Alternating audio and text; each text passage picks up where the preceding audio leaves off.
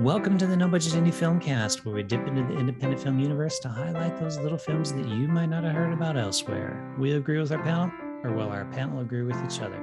Tune in to find out. I am Milo Dennison, and with me, as always, is Claire Milan. Hello. And Cathal Feeney. Hello. Cathal, what is on the agenda this week? On the agenda this week is a short film called Homecoming.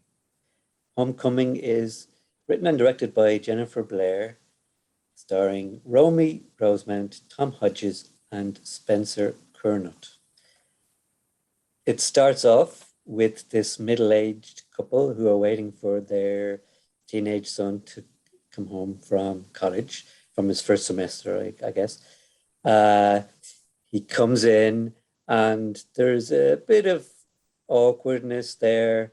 Then the mother goes off to kind of make some tea, and the father and the son are kind of in the room, and there's not much interaction between them, speaking, and then the mother comes back, and there's an admission coming. The son has to say something, and the parents are aware of this, so they're all waiting for this to clear the air so they can talk about it. And finally, it does come, and there's a bit of a sort of slight misunderstanding, and that's where that's the crux of the film. That's where all the comedy is. I just really thought it was very funny. I thought it was very well done. It's very simple. Like, it's just a short script, one location, 3 actors. It's just perfect scenario, perfect setup. And I thought the acting was really superb. Now I think the parents, I think they're, I looked them up, and it sort of look familiar, and they have got quite a good sort of history behind them of acting in a lot of TV shows.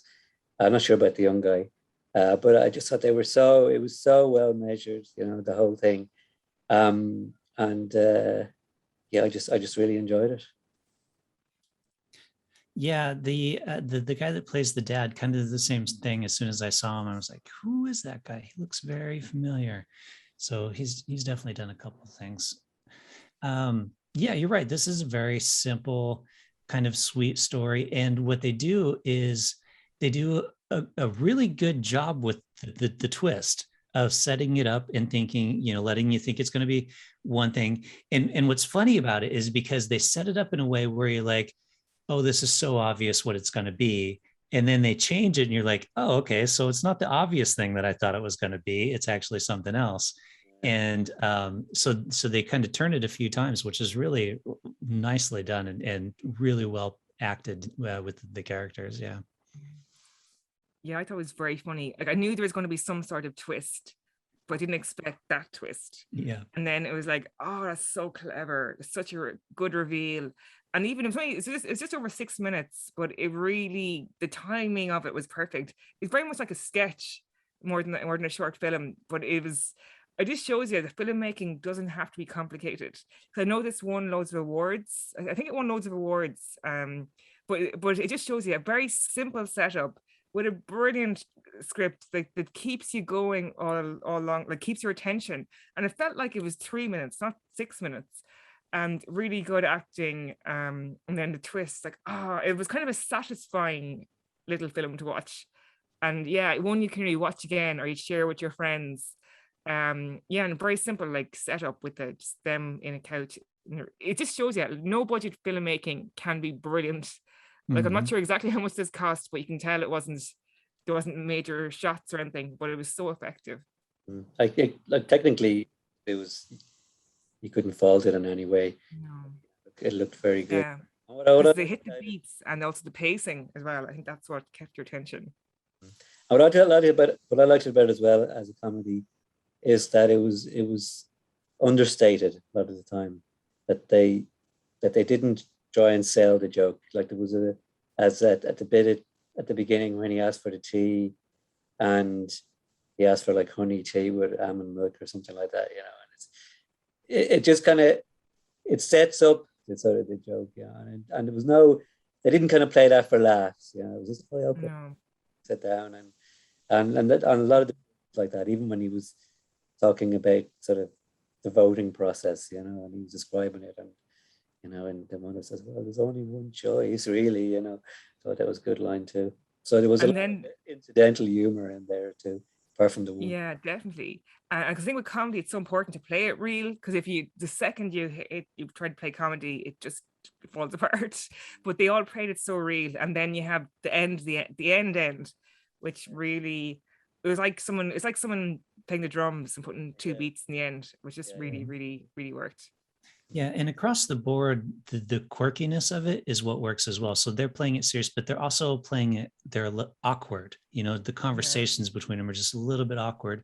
And even the setting, the colors, I mean, if anybody's watching this, you can see we all have pictures behind us of the room. So, you know, they've got the reds and the blues and this funky looking artwork on the wall. So, you know, just the whole art department or the artwork, you know, the look of the film just kind of has that little bit quirkiness, a little bit off, which helps play it perfectly with the way their performances are done as well. So you know it's going to be something interesting. Actually, and it's just now that you say it, that just occurred to me this very minute, that what they're wearing has a little bit of relevance too, if you think about it. Mhm. Oh, okay. Yes, I just got that, and we cannot reveal, but I got that just now as you said it. So if anyone's into cryptic crosswords, look at the pictures behind us and see. Yeah, it's No good. comment. Yeah. We can't say too much about the film without really giving it away, but it's just a lot of fun to watch. Really good. Show you the attention to detail. Huh? Yeah, I didn't know that. That is extra brownie points now for the writers and directors of this. Yeah. Art direction. Art direction. All right. Well, should we rate it or anything else to add? I don't think we No, can, that's because we can't. Anything else we add, we're going to give it away. Yeah. Okay. All right, Claire, you want to go or? Okay. So for me, it was very like a sketch, and it wouldn't absolutely blow you away, but it was very self-contained and funny, and something you'd share with your friends. And I'm gonna give it 4 stars. Yeah, you could cut it down, make it shorter, and it could be a sketch, but it doesn't need to be, because you know with the setup and the timing was really perfect. Same thing. I'm going 4 stars on it. Yep, I really enjoyed this film. It's 4 stars for me. Like you couldn't give it more than 4 stars, but you couldn't give it less either for the type of film it is. A short little sketch, and it's just perfectly done from start. 4 stars as well.